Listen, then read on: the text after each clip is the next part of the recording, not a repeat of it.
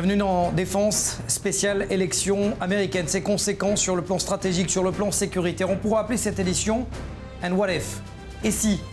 Mais avec les si, on pourrait mettre pas seulement que Paris en bouteille. Jérusalem, Tel Aviv, Dubaï, les Émirats, Washington également. Parce que pour l'instant, on le sait, personne n'est en mesure de se déclarer vainqueur de ces élections américaines. Quel visage sécuritaire et stratégique aura le Proche-Orient? On tentera d'y répondre dans cette émission.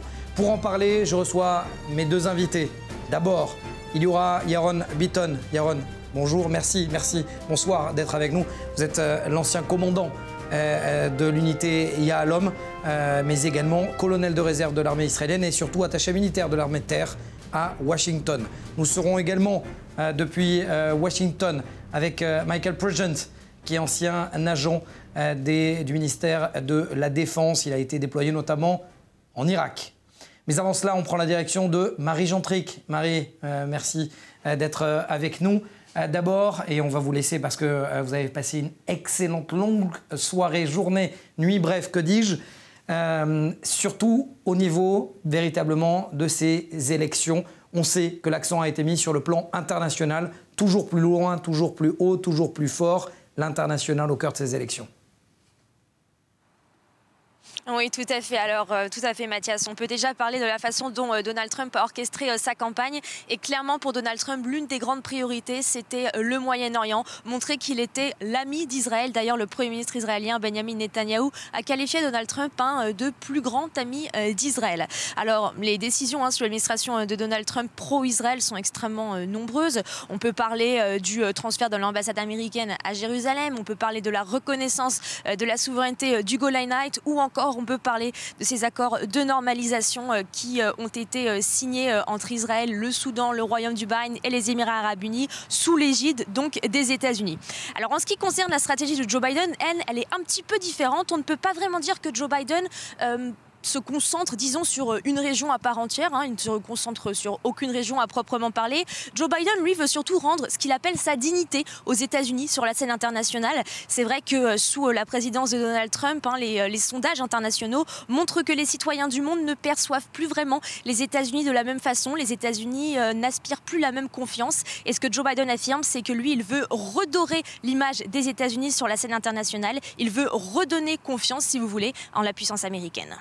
Merci beaucoup, Marie Gentric. Allez vous reposer. Surtout, vous êtes bien entouré avec des policiers derrière vous si vous voulez être protégé. Merci à vous. Allez, on commence avec vous, Yaron. Yaron, première question. D'abord, c'est quoi, lorsque vous étiez attaché militaire de la l'armée de terre à Washington, c'était quoi votre rôle exactement? C'était de faire le pont entre l'Akiria, le QG de la défense, et la défense américaine? J'étais attaché de l'armée de terre, c'est-à-dire c'est le contact de l'armée de terre israélienne avec l'armée de terre américaine et avec les Marines. Mon rôle, c'était de préparer des exercices communs, de faire de la doctrine et aussi de traiter d'armements qui sont développés par les uns et les autres et de créer une coopération, un travail ensemble sur ces systèmes d'armement. Ça veut dire qu'en fait, quand les Américains votent, il y a immédiatement une implication stratégique, sécuritaire ici, en Israël. C'est tout à fait possible. Effectivement, un changement de pouvoir aux États-Unis peut constituer un changement stratégique en Israël. Même si les États-Unis sont un allié stratégique d'Israël de longue date, eh bien, on a vu par exemple que quand Trump est arrivé au pouvoir, il y a eu un changement de tendance au sein de l'armée américaine, un renforcement des liens avec l'armée israélienne, beaucoup plus de délégations, de visites mutuelles, des plus grands exercices effectués ensemble et aussi un développement plus rapide des armements en commun. Et bien sûr, le président des États-Unis a un impact sur les relations entre les armées et c'est lui qui trace la voie de la coopération entre Israël et les États-Unis et bien sûr, cela a un impact sur la liaison entre les armées. Alors avant d'aller plus loin, on va essayer de voir justement l'historique de ces relations sécuritaires entre les États-Unis et Israël depuis la création de l'État en passant, jusqu'à aujourd'hui en 2020, en passant, on le sait, par la caravane aérienne en 67 et 73. Regardez ce sujet préparé par Océane Nicole. 19 octobre 1962. Le conseiller à la Maison-Blanche du président Kennedy se rend à Tel Aviv. Il annonce alors à David Ben Gourion et Golda Meir que le chef de l'État américain autorise la vente de missiles Hawk à Israël. C'est alors la première fois que les États-Unis vendent des armes à Israël. En 1967, la guerre des 6 jours éclate. Israël se retrouve seul face à de nombreux pays arabes. Les États-Unis décident alors la vente d'avions de combat à Israël. 6 ans plus tard, lors de la guerre du Kippour, la Maison-Blanche réitère. Au total, 33 000 tonnes de matériel, 40 avions F-4 Phantom, 36 avions d'attaque A-4 Skyhawks, 12 avions de transport militaire C-130 Hercule ou encore plus de 22 000 tonnes de chars de combat, d'artillerie et de munitions sont fournis à Israël. Par la suite, plusieurs accords militaires sont signés, établissant ainsi un cadre de coopération entre Washington et Jérusalem en matière de sécurité. Les armées américaines et israéliennes procèdent même à des exercices militaires conjoints. En 1987, les États-Unis accordent à Israël le statut d'allié majeur, donnant ainsi le droit à Israël d'acheter de l'armement américain au même titre qu'un pays membre de l'OTAN. Israël est alors le pays le plus fourni au monde en armement américain. Depuis, lors de chaque opération militaire avec Israël, les États-Unis se montrent présents. Livraison de systèmes de missiles sol-air Patriot lors de la guerre du Golfe, armes de précision pendant la guerre du Liban ou encore munitions pendant les opérations militaires avec la bande de Gaza. Washington et Jérusalem sont plus que jamais liés militairement. Yaron Bitton, vous êtes toujours avec nous. On sait que les États-Unis entretiennent d'excellentes relations avec les monarchies sunnites. Alors aujourd'hui, c'est les Émirats et Bahreïn qui ont signé un accord de paix avec Israël. Demain, peut-être l'Arabie saoudite. Jusqu'à combien cela peut aider véritablement Israël dans sa lutte contre l'expansionnisme iranien, par exemple ? Les Américains, depuis assez longtemps, mènent un effort aussi bien politique que diplomatique et économique également, et militaire contre les Iraniens. Et cette bataille contre les Iraniens, dans le cadre de cette bataille, les États-Unis essayent d'associer le plus grand nombre de pays face aux aspirations iraniennes qui veulent créer un pont qui irait de l'Iran à la Syrie. Et les États-Unis essayent d'empêcher cette expansion au Proche-Orient qui crée une radicalisation et provoque des opérations contre des États sunnites. Et c'est pourquoi c'est un effort qui est mené par les Américains conjointement avec les pays arabes et bien sûr avec Israël également. Et c'est pourquoi la présence américaine a une influence importante. Les Américains sont présents au Liban, en Jordanie, en Égypte et effectivement cela modère les gens dans ces pays et ça aide à mener cette campagne qui est multiple contre les Iraniens. Alors, on va essayer justement d'y voir plus clair. Nous sommes en ligne à Zoom avec Adi Koskiewicz. Vous êtes journaliste, spécialiste des questions du monde arabe de la chaîne anglaise d'i24 News. Adi, vous revenez d'ailleurs d'un voyage aux Émirats arabes unis et vous avez pu le constater de vos yeux, de vos oreilles même. Donald Trump est aimé. Donald Trump est même adoubé aux Émirats arabes unis. Pourquoi ?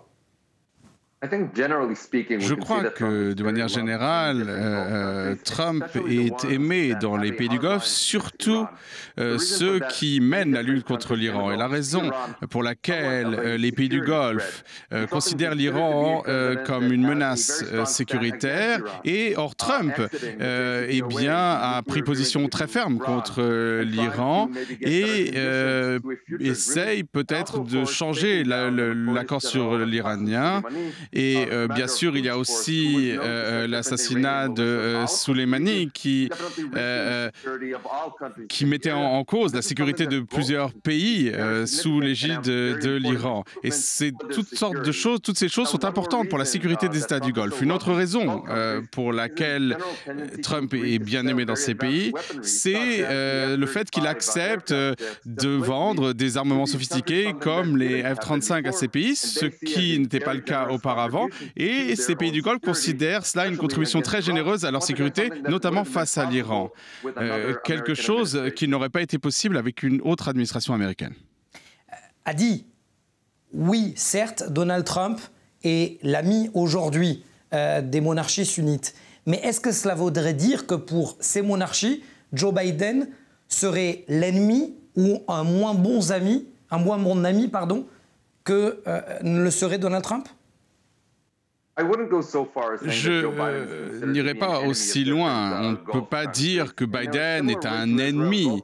Les pays du Golfe, comme Israël, considèrent les États-Unis comme un allié, et c'est quelque chose qui va au-delà des débats politiques. C'est-à-dire aussi bien les démocrates que les républicains sont des alliés de ces pays.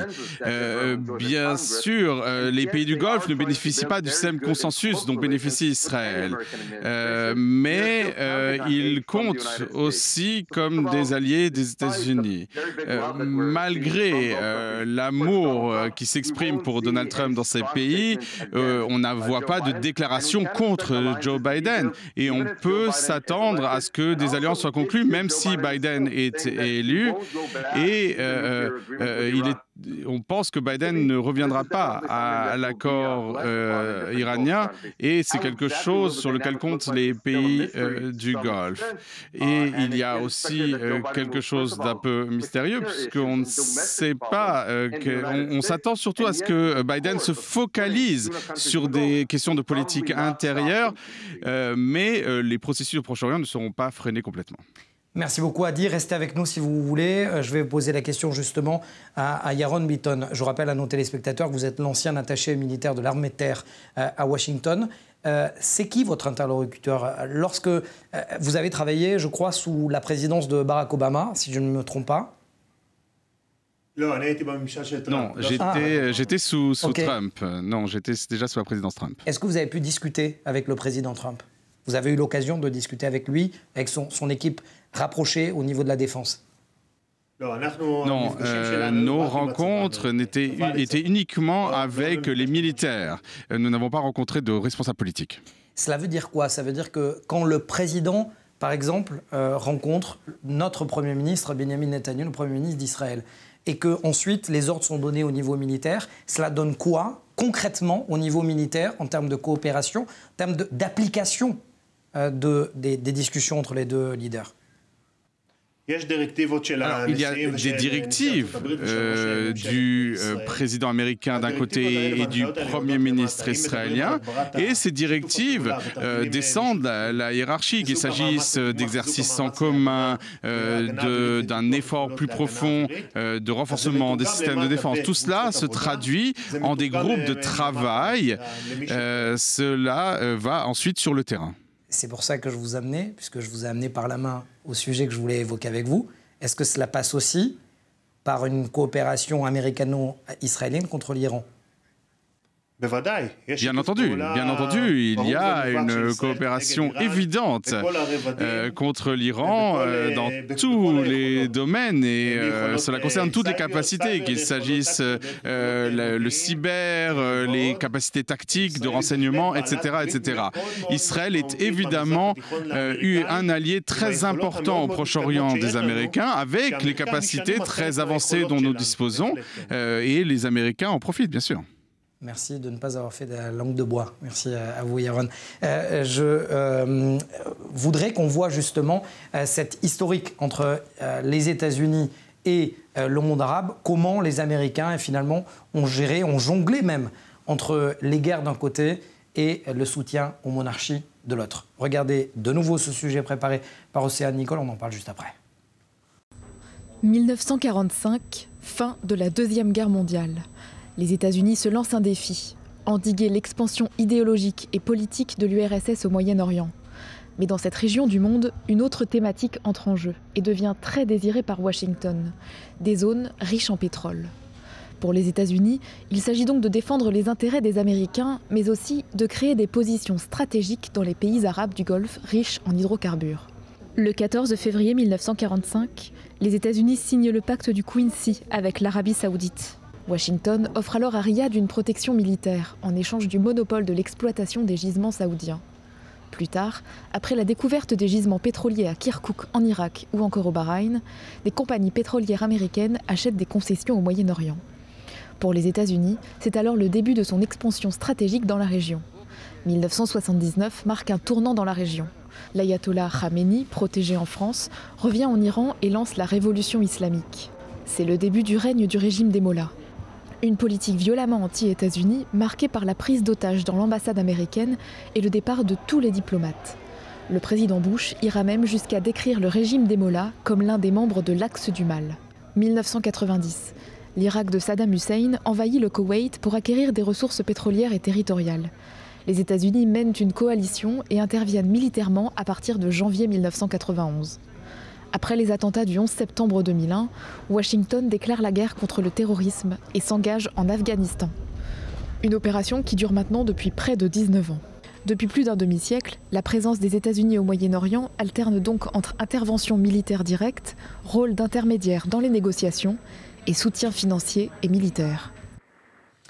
Océane, Nicole et Déborah Benayoun. Océane, Nicole, je vous retrouve d'ailleurs. Vous étiez cette semaine un peu plus tôt avec le courant national religieux qui a utilisé la religion justement comme moyen de soutien auprès de Donald Trump. Racontez-nous comment ça s'est passé exactement. Tout à fait, Mathias, c'était justement les dirigeants de ce courant juif national religieux qui ont tout simplement organisé une prière collective devant le tombeau des patriarches à Hébron, qui est le deuxième lieu saint le plus important du judaïsme. Et ils ont donc prié pour la réélection de Donald Trump. Alors, coronavirus oblige, au total, il y avait une dizaine de personnes, dont également certains responsables américains, comme par exemple Mark Zell, qui est le représentant du Parti républicain ici en Israël. Cette prière, Mathias, elle a duré une petite heure. L'hymne israélien a été entonné et ils ont évidemment remercié le président Donald Trump pour tout ce qu'il a fait pour Israël pendant ces 4 années de mandat. On peut par exemple citer la reconnaissance de Jérusalem comme capitale d'Israël, la reconnaissance de la souveraineté israélienne sur le plateau du Golan ou dans certaines régions de Cisjordanie, ou encore récemment les accords de normalisation signés entre Israël et avec certains pays arabes. Donc Donald Trump a fait beaucoup pour Israël, c'est pourquoi la grande majorité des Israéliens, 70% de la population israélienne, soutient Donald Trump. Merci beaucoup, c'est Nicole, toujours aussi efficace. Merci à vous. Je me tourne vers Adi Koskiewicz. Adi, on vient de m'entendre avec Océane. Lorsque des juifs religieux prient pour la victoire de Donald Trump, lorsqu'on sait que Donald Trump donc, a reconnu Jérusalem, a transféré l'ambassade de Tel Aviv à Jérusalem, reconnu la souveraineté israélienne sur le plateau du Golan. Les habitants des monarchies ne sont pas devenus sionistes. Alors, c'est une tendance qu'on voit déjà depuis quelques années, mais que l'on voit s'accélérer aujourd'hui. Et c'est lié à de nombreux changements dans le monde sunnite. Et notamment, c'est la montée de l'Iran qui est devenue une menace pour l'ensemble de la région. Et on voit des différences. Les fronts qui écoutaient auparavant, c'était un front extrémiste musulman contre l'Occident et notamment contre Israël, alors qu'aujourd'hui, on a les modérés sunnites face à l'Iran et la Turquie avec le Qatar, un autre front. Et c'est quelque chose qui inquiète les pays modérés sunnites, même plus que l'Iran. Les Émirats arabes unis sont encore plus inquiets d'organisations musulmanes extrémistes et ils comprennent qu'Israël avait de son expérience et de son opinion publique peut-être un allié puissant et pouvoir associer Israël à une alliance pour combattre les frères musulmans, par exemple, c'est un processus qui nécessite une évolution de l'opinion publique dans ces pays où l'opinion était largement contre Israël et nous y assistons aujourd'hui. Et dans cet accord entre les Émirats arabes unis et Israël, il y a une annexe, c'est-à-dire qu'Israël doit s'engager à abandonner l'annexion de la Cisjordanie. C'était en fait un tribut payé par Israël pour permettre l'évolution de l'opinion politique, pour donner quelque chose à ces populations arabes. Et si il est tout à fait possible, si l'Arabie saoudite rejoint ce mouvement, eh bien cela sera le tournant le plus significatif pour les relations entre Israël et le monde musulman. Merci beaucoup, Adi Koskiewicz. Je rappelle que vous êtes journaliste spécialiste des questions du Moyen-Orient pour la chaîne anglaise de i24 News. Merci à vous. Dernière question, Yaron, en quelques secondes, si vous pouvez nous dire que finalement, quel que soit le président, parce que j'aimerais que vous ayez un petit peu de recul, quel que soit le président des États-Unis, que ce soit Donald Trump ou Joe Biden, la coopération sécuritaire, véritablement, ce que l'on appelle le MOU, c'est-à-dire le traité de l'aide militaire américaine, ne changera pas selon vous? En très peu de secondes. À mon avis, non, cela ne changera pas. Il faut garder à l'esprit que celui qui a déterminé les investissements sécuritaires américains en Israël, c'est Obama et non pas Trump. Et à mon avis, cela ne sera pas modifié. Il y a un budget central et aussi des budgets annexes qui peuvent être modifiés par le Sénat. Mais le budget principal ne changera pas, à mon avis. Merci beaucoup, Yaron. Restez avec nous. Je rappelle à nos téléspectateurs, Yaron Bitton, que vous êtes donc l'ancien commandant de l'unité d'élite Yahalom, colonel de réserve de l'armée israélienne et l'ancien attaché militaire de l'armée de terre à Washington sous Trump. Donc, j'ai bien compris, et pas sous Obama. Restez avec nous parce que c'est intéressant. Nous prenons la direction donc de Washington, où nous attend Michael Pridgent. Vous étiez ancien agent du renseignement, du ministère de la Défense, le DOD, en place notamment à Bagdad, en Irak. La première question, c'est que je vous suis depuis plusieurs semaines, depuis plusieurs mois, Michael, et vous dites haut et fort, publiquement, que c'est Donald Trump qui prendra haut la main les élections. Pourquoi ? Eh bien, je me suis rendu dans les États où se menait la bataille et j'ai parlé à des républicains opposés à Trump, j'ai parlé à des démocrates, j'ai parlé à des indépendants. Et 6 personnes sur 10 que j'ai interrogées m'ont dit qu'ils souhaitaient la victoire de Biden, bien que ne l'aimant pas, mais ils pensaient que Trump allait gagner. Et lorsque je leur ai demandé pourquoi, ils m'ont dit c'est à cause de l'économie et de l'ordre public. Donc la meilleure manière de savoir si Trump va l'emporter ou pas, c'était de s'entretenir avec ceux qui allaient décider du résultat. Et c'est avec ces personnes que je me suis entretenu. Et en fait, mon analyse, c'est leur analyse. C'est eux qui pensent que Trump va gagner. Mais pour vous, Michael Pridgent, Donald Trump reste le monsieur sécurité ? Oui, absolument. Une victoire de Trump signifie plus de stabilité au Proche-Orient, signifie restreindre l'Iran, signifie une lutte plus forte contre l'État islamique, un allié fort pour Israël, et cela signifie aussi une stabilisation de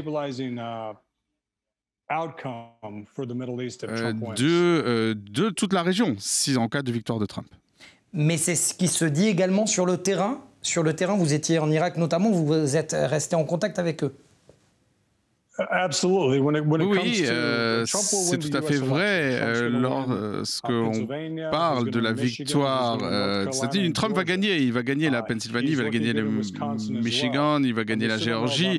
Les résultats en Wisconsin semblent favorables. Et Trump va gagner ces élections. Et si Trump l'emporte, eh bien, il va poursuivre sa campagne contre l'Iran. Cela veut dire que les Irakiens pourront effectivement se libérer du joug iranien. Est-ce que c'est un symbole pour vous, Michael Pridgent, que ces élections aient lieu le 4 novembre? Le 4 novembre, c'est aussi le 4 novembre, il y a plusieurs décennies de cela, c'était la prise d'otage de l'ambassade américaine où les diplomates américains étaient chassés tout simplement d'Iran. Il est certain que Donald Trump va l'emporter et j'aime bien effectivement cette date symbolique du 4 novembre. On va en apprendre plus demain et dans les prochains jours. Et cette victoire de Trump va se consolider et cela adressera un message puissant aux mollahs à Téhéran. Mais qu'est-ce qu'il aura à prouver finalement, Donald Trump? Est-ce qu'il ne l'a pas fait pendant 4 ans pour être réélu et puis dans les 4 prochaines années, il va laisser de côté justement tous ces dossiers-là? Je pense que parce que Trump a une relation très forte avec Israël et avec ses alliés dans la région, je pense que cette relation va se renforcer puisqu'elle bénéficie aux deux parties. Cela marginalise l'Iran et cela donne aussi un espoir aux Iraniens pour une chute du régime. Et enfin, ils pourront dire Irak Oda, Iran Boda, c'est-à-dire que les Irakiens pourront dire l'Irak est libre, l'Iran part d'ici. Dernière question pour vous, Michael Pregent. Joe Biden, c'est l'anti-Donald Trump. Écoutez, les Américains ne croient pas en Biden. Il faut l'emporter dans ses États. Or, Biden n'a pas gagné dans Caroline du Nord, en Floride, dans l'Ohio. Il ne gagnera pas dans le Michigan, en Pennsylvanie et en Wisconsin. Donc, c'est en fait les Américains qui ne croient pas en Biden. Biden, il faut beaucoup de talent pour gagner contre un président sortant. Et Biden n'avait pas l'étoffe. Merci beaucoup, Michael Pregent, ancien officier du renseignement donc, du ministère de la Défense américain, notamment à Bagdad. Merci à vous. Merci à Michael Val également, qui... je laisse dire merci à tout simplement. D'abord à Michael. Thank you. Merci. Merci donc à Michael Val d'avoir magistralement interprété tous les propos de nos invités. Ce n'est absolument pas évident de le faire, surtout dans ces conditions. Merci donc à Yaron Bitton d'avoir été avec nous de nouveau. Merci également à toute notre équipe, Océane Nicole, Lise Benkemoun et Tara Lévy. Je vous retrouve donc la semaine prochaine, même heure, même endroit, dans notre plateau des défenses. Vous connaissez le dicton ? Soyez en sécurité dans le monde de la défense.